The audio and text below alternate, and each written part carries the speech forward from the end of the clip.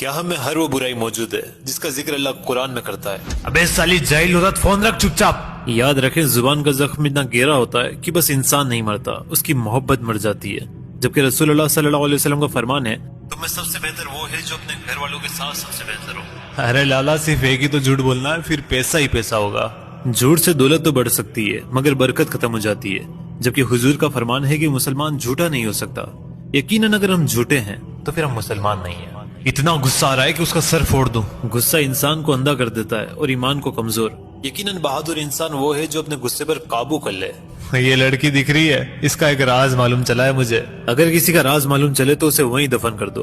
یاد رکھیں اللہ وہ غیبت بالکل بھی پسند نہیں، جبکہ غیبت تو بدتر ہے زنا سے۔ ارے مانا وہ غلط ہے لیکن میں تو اس کا ہی ساتھ دوں گا۔ یاد رکھیں اللہ انصاف کرنے والوں سے محبت کرتا ہے۔ اگر تم فیصلہ کرو تو انصاف سے کرو، چاہے وہ دوسرے کے حق میں کیوں نہ ہو۔ تھوڑا سا کم تول دیتا ہوں، کس کو معلوم چلے گا؟ یقیناً اس غریب کو نہیں معلوم چلے گا، لیکن جو اس کا رب ہے وہ عالم الغیب ہے۔ اس لیے رسول اللہ نے فرمایا جس نے دھوکہ دیا وہ ہم میں سے نہیں ہے۔ میری برابری کر رہے ہیں چھوٹے لوگ۔ تکبر انسان کو اندھا بنا دیتا ہے، جس میں سب کی غلطی نظر آتی ہے بس خود کی نہیں۔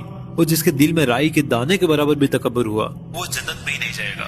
لیکن تو نے وعدہ کیا تھا۔ تو سمجھ میں نے توڑ دیا۔ وعدہ توڑنا کوئی چھوٹی بات نہیں۔ مسند احمد کی حدیث ہے جو شخص عہد پورا نہیں کرتا اس کا کوئی دین و ایمان نہیں۔ یہ صلاح اس کے قابل ہی نہیں ہے، کیا معلوم کیسے مل گیا اسے۔ اس کو دینے والی ذات وہی ذات ہے جو تمہیں رزق دیتی ہے۔ کبھی حسد مت کرنا، کیونکہ حسد نیکی کو اس طرح کھا جاتی ہے جسے لکڑی آگ کو۔